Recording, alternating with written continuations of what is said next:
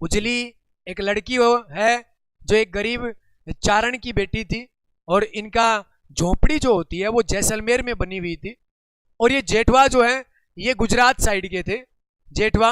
और ये कहते हैं कि जेठवा राजा था, राजकुमार राजा था। और ये राजकुमार जो होता है वो शिकार खेलने के लिए राजस्थान की तरफ आ जाते हैं, और वो भी पौष के महीने में। हमारे यहाँ पौष का महीना कब आता है? जनवरी के आसपास।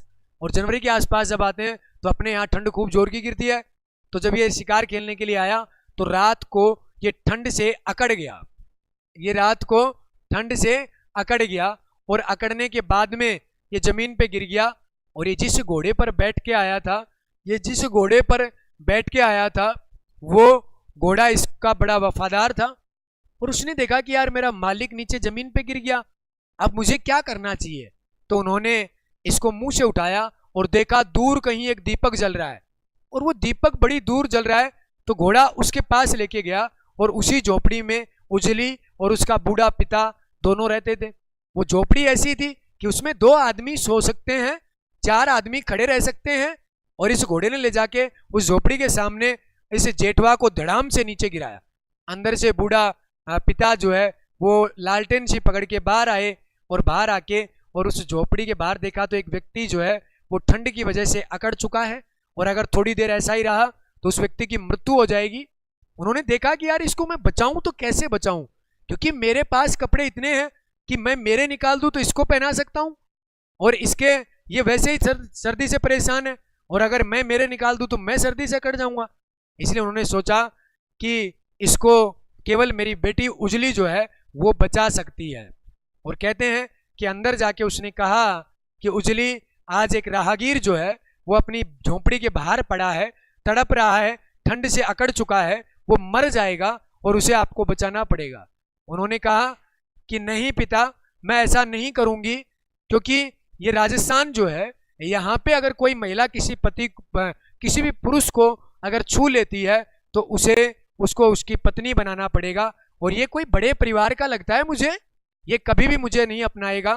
तो उसके पिता ने कहा कि बेटा पहले हमारा धर्म है इसको बचाना।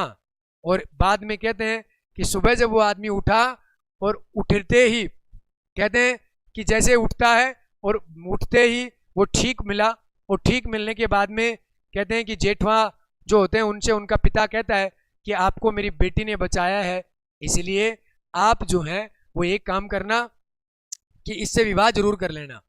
उसने कहा ठीक है, इसने मेरी जान बचाई है इसलिए मैं इसके साथ विवाह करूंगा, परंतु खूब गाजे बाजे के साथ करूंगा।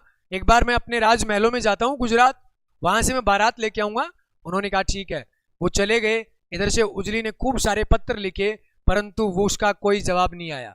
एक दिन जवाब आया कि मेरे पिता इस शादी को स्वीकार करने के लिए तैयार नहीं है, आप मेरे पिता के मरने का इंतजार करो। तो उजली कहती है कि ठीक है साहब, हम तो मरने का इंतजार भी करेंगे, हमने तो आपको पति मान लिया, हम तो आपके नाम का करवा चौथ करते हुए 4-5 साल हो गई, अब तो हम करेंगे भाई, कुछ भी हो जाए, क्योंकि आपको छुआ है इसका मतलब हम तो आपको ही अपना पति मानते हैं। और उसके बाद में कहते हैं कि एक दिन खबर आती है उधर से जेठवा की कि तू चारण जाति की लड़की है, तू गरीब है, और मैं तुझसे विवाह कैसे कर सकता हूँ, तूने सोच भी कैसे लिया।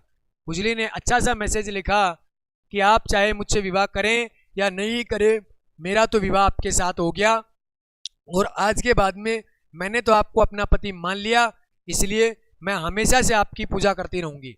और उजली यहाँ पर उसके विरह में खूब सारे दोहे लिखती हैं। जब आप जैसलमेर साइड में जाते हो तो उजली और जेठवा जो है उसकी कहानियां सुनाने वाले आपको खूब सारे लोग मिल जाएंगे। समझ में आ गई क्या बात? लोग पागल हो रहे हैं क्योंकि इनके दिल पे अटैक कर रही हैं सारी कहानियां, छोड़ के गई होगी कोई ना कोई, इसीलिए ये परेशान हो रहे हैं, है ना। तो ये कहानी जो थी और ये लोग आपको सुनाने को मिल जाते हैं, इसलिए उजली जेठवा चित्त